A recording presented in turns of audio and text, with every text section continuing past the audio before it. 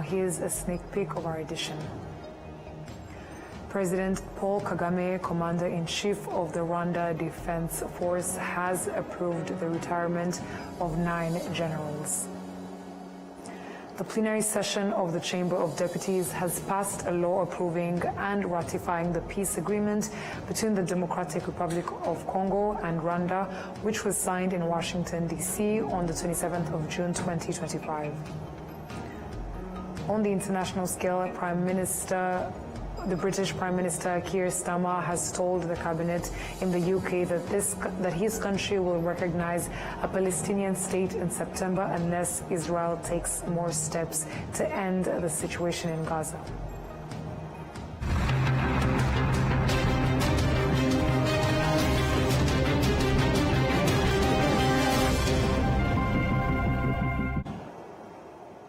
Once again, we're glad to have your company tonight, coming to you straight from the heart of Africa, Kigali. And I bringing you tonight's edition is Martina Abera. Let us start off by informing you that President Paul Kagame, Commander-in-Chief of the Rwanda Defense Force, has approved the retirement of 9 generals. The generals retiring are Major General Andrew Kagame, Major General Wilson Gumisiriza, Brigadier General Joseph Demali, Brigadier General Fred Muzira Guharara, Brigadier General James Ruzibiza, Brigadier General Frank Mutembe, Brigadier General Pascal Muhizi, Brigadier General Nelson Rwigema, Brigadier General Jean-Paul Karangwa. This marks the 13th retirement ceremony for RDF officers, and the farewell event was held at the Ministry of Defense headquarters at Kimihurura here in Kigali. Major General Wilson Gumisiriza, speaking on behalf of retirees, expressed pride in their contribution to Rwanda's development and pledged continued service to the nation even in retirement. Defense Minister Juvenal Marizamunda, representing President Paul Kagame, commended the retirees' dedication and sacrifice in national service, including liberation struggles and genocide prevention efforts. The RDF Chief of Defense Staff, General Mubarak Muganga, emphasized that the retirees will uphold RDF values throughout their retirement. On Tuesday afternoon at Village Urugwiro, President Paul Kagame received the credentials of Mr. Gao Wenki, the new ambassador of People's Republic of China to Rwanda. Rwanda's relations with China focus on multiple sectors, including infrastructure, education, trade, health, and others.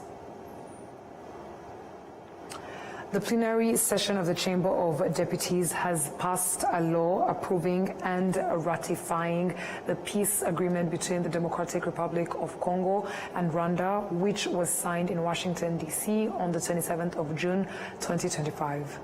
All members of Parliament voted in favor of the law on Tuesday, following a presentation by the Minister of Foreign Affairs and International Cooperation, Ambassador Olivier Nduhungirehe, who represented the government.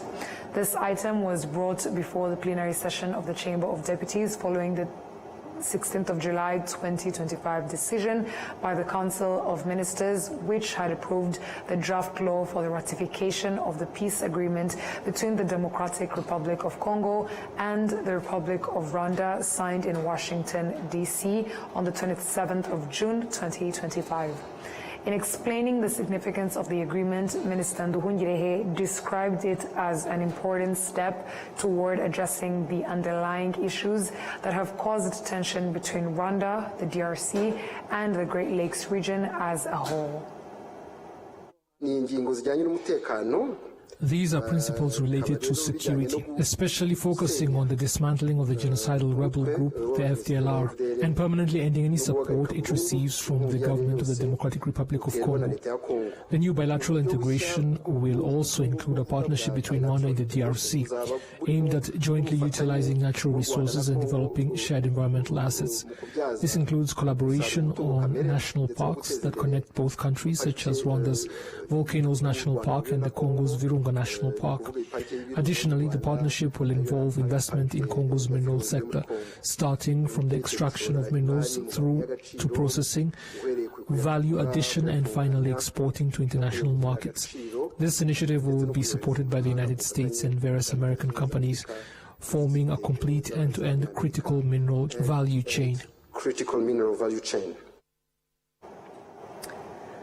All deputies present at the plenary session voted in favor. However, Minister Nduhungire also expressed concerns about DRC's government action in Eastern Congo, saying they do not inspire confidence in the effective implementation of the agreement. This point was discussed by members of parliament who raised concerns about what may follow if Rwanda were to withdraw its defensive measures. In response, Minister Nduhungire reassured the deputies that Rwanda will not remove its defensive measures as long as the DRC continues to delay the implementation of the peace agreement.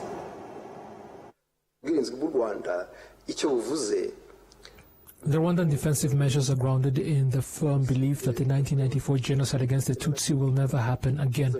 Rwanda will never allow the genocidal rebel group, which has been empowered over the past 30 years in the eyes of the international community, including under the watch of MONUSCO, to continue operating freely. When we speak about the FDLR, it is not just any passive threat. This is a group that has actively attacked Rwanda on multiple occasions since 1994. You may remember the Road Urunana attack in 2019 in Chinigi. You also recall the FLN terrorist group attacking people in Nyungwe in the western province. During the conflict in Goma, they shelled Rwandan territory. Even during the Commonwealth Heads of Government meeting, CHOGM, the FDLR shelled our territory because they opposed the event being hosted in Rwanda. They made their intentions clear, speaking in Kinyarwanda and openly stating that they did not want CHOGM to take place in our country. The truth is, they still have a plan to bring genocide back to Rwanda, and they are doing so with the support of the government of the Democratic Republic of Congo. That is precisely why Rwanda has adopted defensive measures.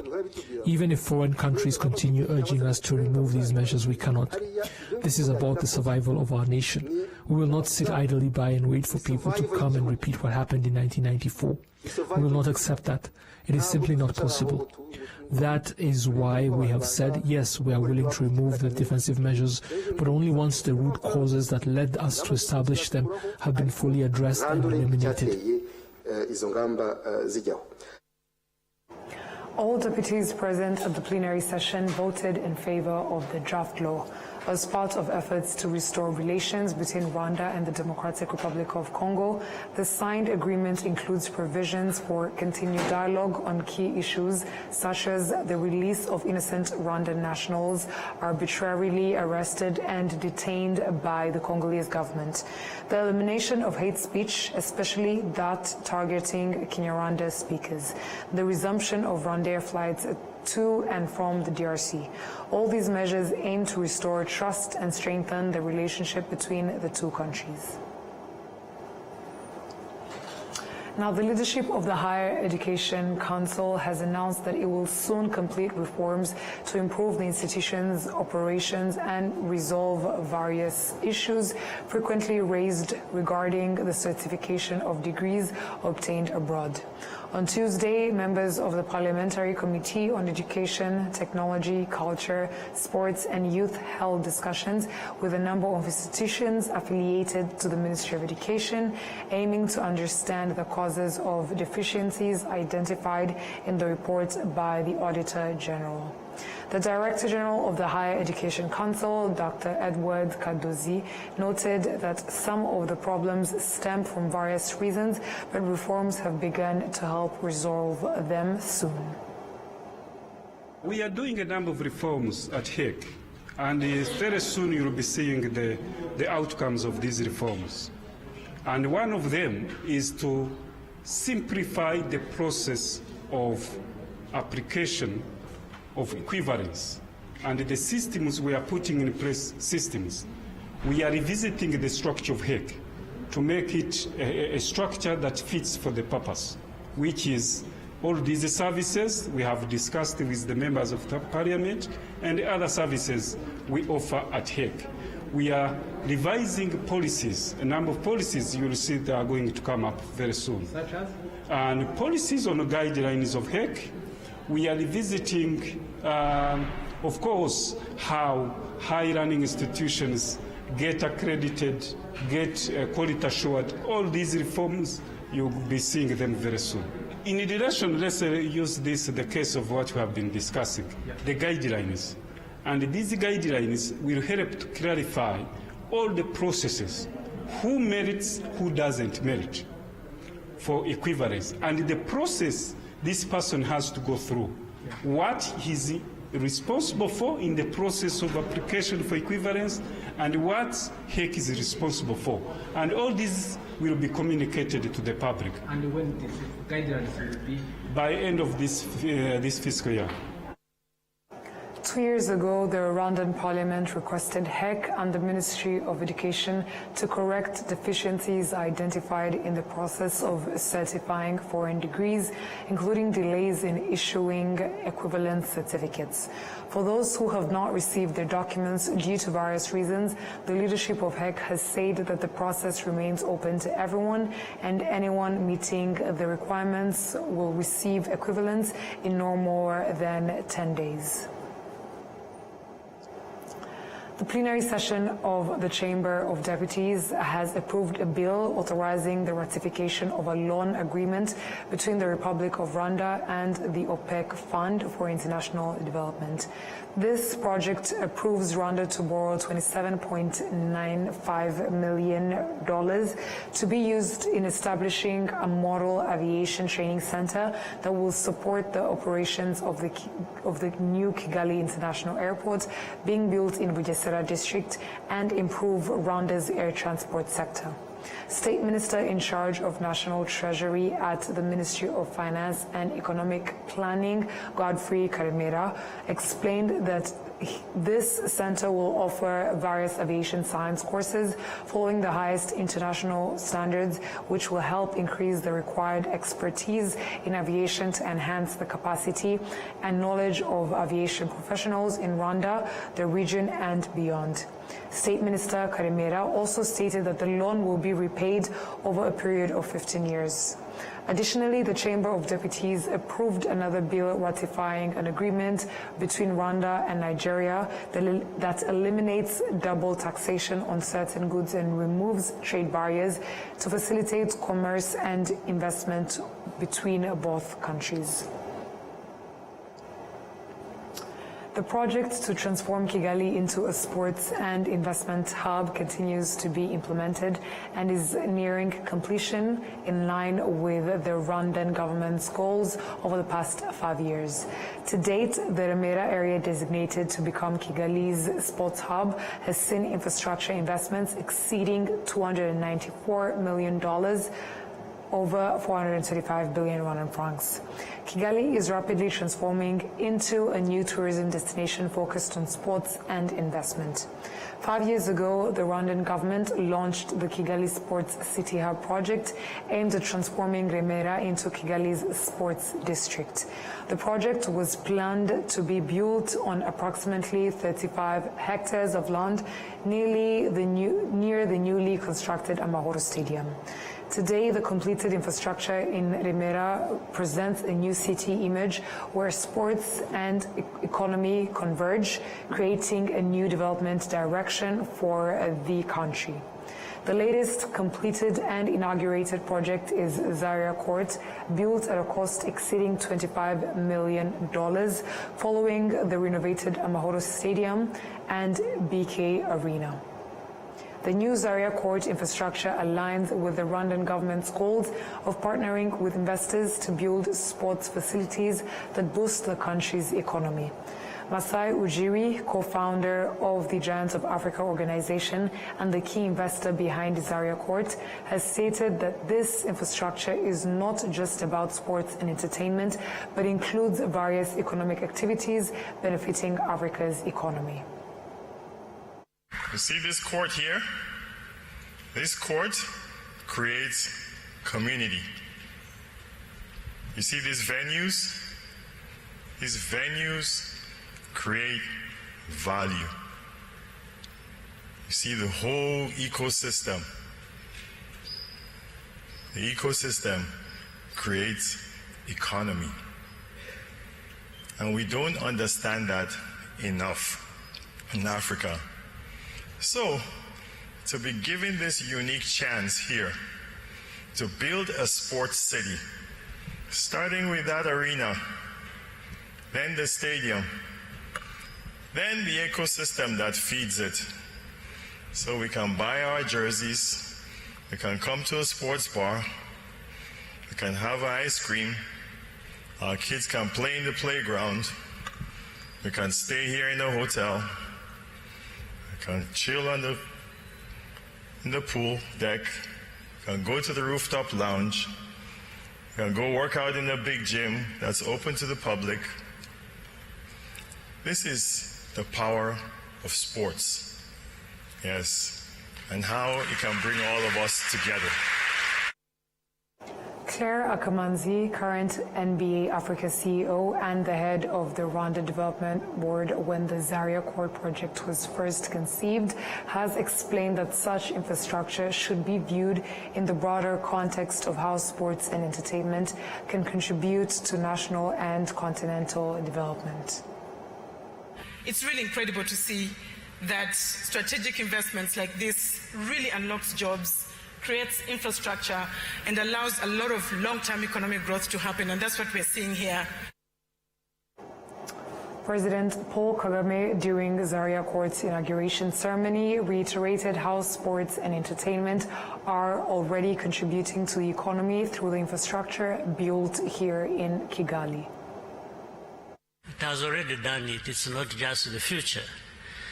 And I think many people here and beyond see it for what it is. You've already seen the benefits when you talked about the numbers in terms of employment in this area of sports. When you talk about what, for example, the arena, the stadium, and it's already happening.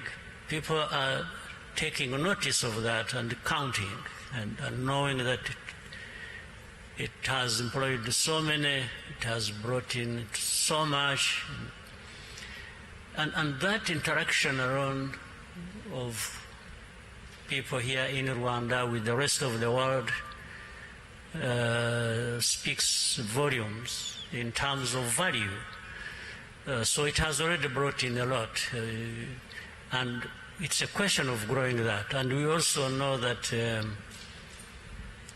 statistics show that even across Africa, in terms of sports, it's running into billions as to what sports can bring to the continent. Zaria Court is the latest project inaugurated in the Remera Sports and Economic Transformation Program under the Kigali Sports City Initiative.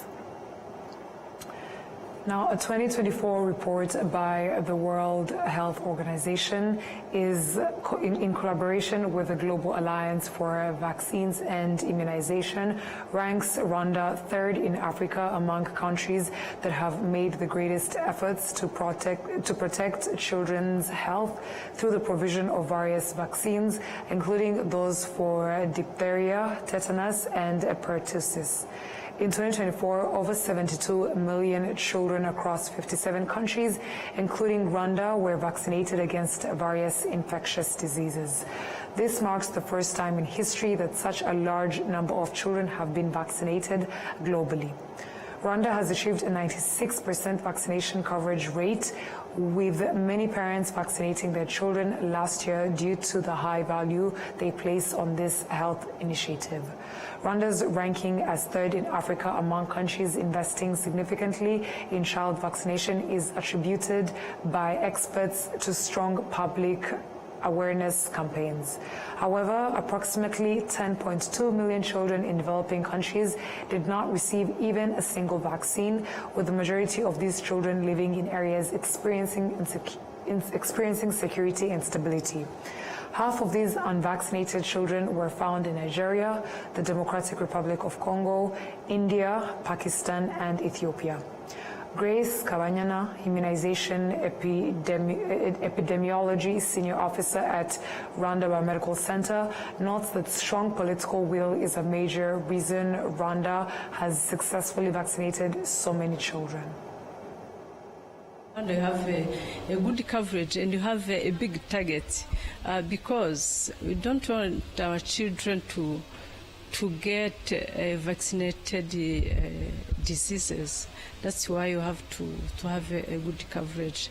So we have a good leadership, and they help us in the immunization program.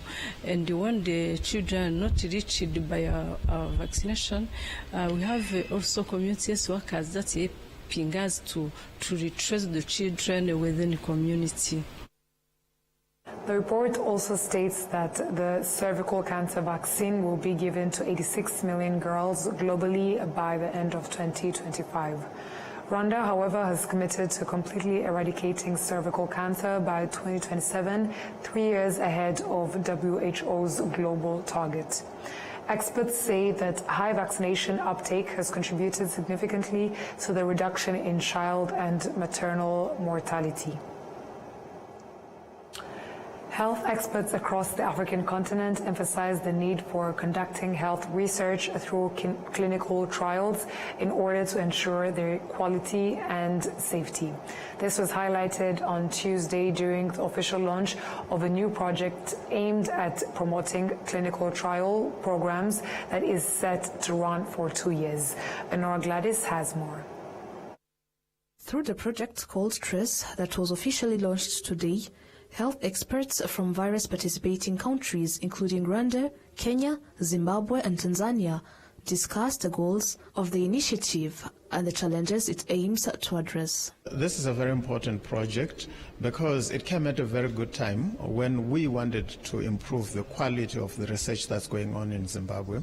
And so we have an opportunity to improve our systems in the review of protocols and in the digitization of that process itself. You know, the world over, things are now done online, and we were lagging behind a bit, and now we have an opportunity to catch up very quickly. The faculty director of the Multi-Regional Clinical Trials, MRCT, also pointed out that the project will foster collaboration in the health sector. Peer review systems are basically having a system of cooperative review that is done by people with equivalent expertise, but who don't have a stake in the actual implementation or the specific protocol. And the advantage there is that you're not asking everybody to have the same expertise. Obviously, somebody who's a cardiologist has expertise in the heart, which somebody who is doing infectious disease has different expertise. Having that, the peers review their sort of specific requirements is part of what's necessary. Dr. Eric Remera, the Division Manager of Research, Innovation and Data Science at Rwanda Biomedical Center, explained the specific challenges the project is set to resolve. This is coming to increase or to enhance the knowledge into the regulation, and also to apply digital tools that will help to increase the traceability and also the regulation in general. This project will enhance the existing infrastructure and ecosystem, because you have already the institutions that are already available, and it will enhance the capacity and also the infrastructure through the digital systems, and also the way to increase also the way people are working together, like SOPs, standard operation procedures, and other documents that are needed to attract more clinical trials. The focus of this project is on international trials, providing the environment that is conducive to conduct the trials in a transparent and efficient manner. This research will be conducted in 4 African countries: Rwanda, Tanzania, Kenya and Zimbabwe. Over the next 2 years, it is expected to increase access to safe and effective medication for various diseases. Enora Gladys, RTV News. Thank you, Nora, for that report. Now, still on matters of the health sector, over 40 patients have begun receiving eye treatment through the Flying Eye Hospital initiative, while more than 100 nurses and ophthalmologists have undergone training facilitated by the aircraft. Adam Squizera with more. This service that are offered aboard a converted MT-10 aircraft outfitted with an operating theater, a classroom, and advanced simulation center. Dr. Valence Maliro, who has spent the past week undergoing specialized training in advanced eye care, says the program will help bridge the gap in eye health services both in Rwanda and across Africa. Add one thing for me, they teach me how to do phacoemulsification. Phacoemulsification is a type of surgeries which just reduce the astigmatism to the patient. And my last week experience, it was very good because I learned a lot from Orbis, and I was managed just to deal with the eye and go through all steps for phacoemulsification cataract surgeries. Maurice Jerry, director of Orbis International, noted that the goal of this initiative is to contribute to improving eye care systems in Rwanda by introducing cutting-edge technology and practices. And we also have a project which is using AI to screen patients for a diabetic retinopathy condition. We are using simulation training last week to teach residents from here in Rwanda and give them the surgical skills that they need to go and provide care in their communities in the future. The Minister of Health, Dr. Sabin Sansimana, commended Orbis and other partners for bringing health services close to people, noting that such initiatives align with Rwanda's plan to quadruple the number of healthcare professionals in the country. This plan, staying here for more than 2 weeks, is part of a larger partnership for eye care, training and research. So the cases being treated in this plane, also at Kiwagawaga Level 2 Teaching Hospital, for 200 cases that were selected across the country that have most complex management that the local teams were not able to do, but with the support of these international teams, with the equipment, latest equipment, we're seeing the cases, the patient being treated, but also the knowledge being transferred. So we have over 100 doctors, anesthesiologists, nurses, engineers who are being trained in this program, and they will continue to work with the Orbis partners and Rio, so that this is not a 2-week program, it's also a continuous program. So the graduates who will finish this program will have been exposed to the latest technology. So that's the main benefits. Over 40 surgeries are expected to be performed within the airplane in 4 days. Orbis professionals have trained over 100 healthcare workers in critical eye care. This marks the first ever flying eye hospital in Rwanda, making it the 84th country this plane has provided in-person training and treatments. Adam Squizera, reporting for RTV News, Kigali.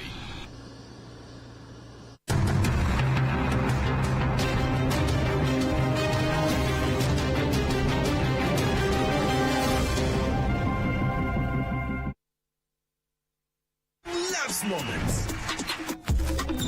Laying hooks.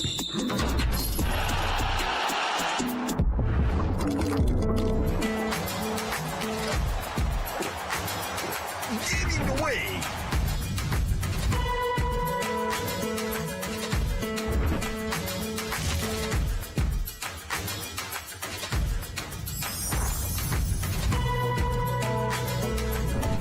Making moves.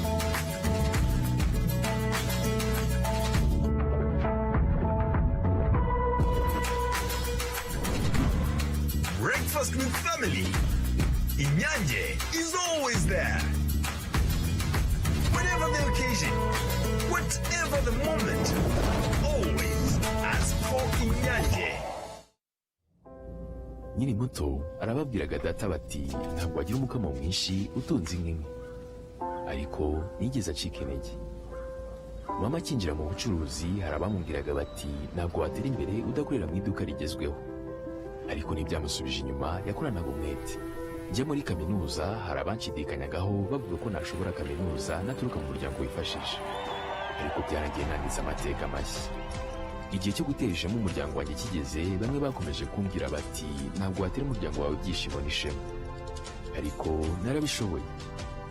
Hari abakekaga ko nasigira umurage ukomeye abankomokaho, ariko ubu mfite uruganda rutunganya amata. Banki ya Kigali yabaye umufatanyabikorwa wanjye mu rugendo rwose, inzozi zanjye ziba impamo. Bigereho.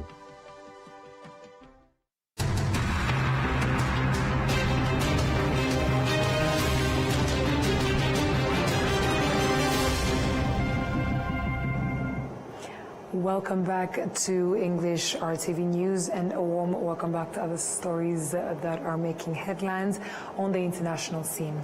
Over to the UK, British Prime Minister Keir Starmer has told the cabinet in the UK that his country will recognize a Palestinian state in September unless Israel takes more steps towards ending the situation in Gaza. Here's an excerpt of his announcement, courtesy of Al Jazeera.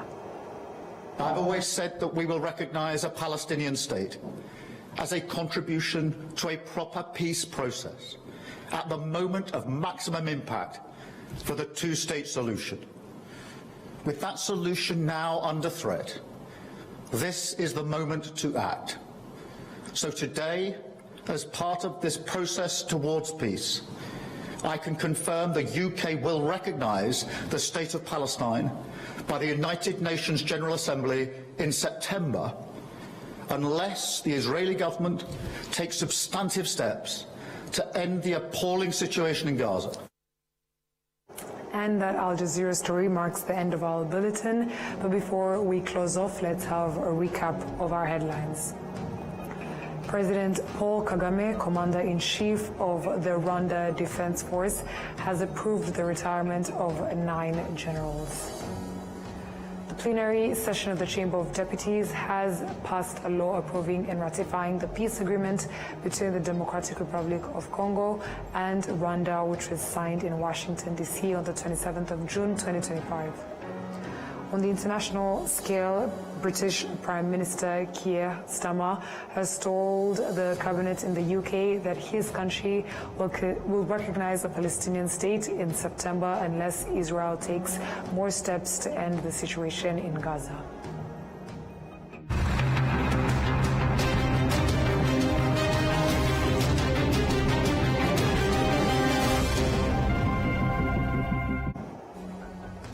And on behalf of the news production team as well as the technical team, we would like to thank you for sticking with us on RTV News. My name is Martina Abera, and until next time, stay safe and have a good night.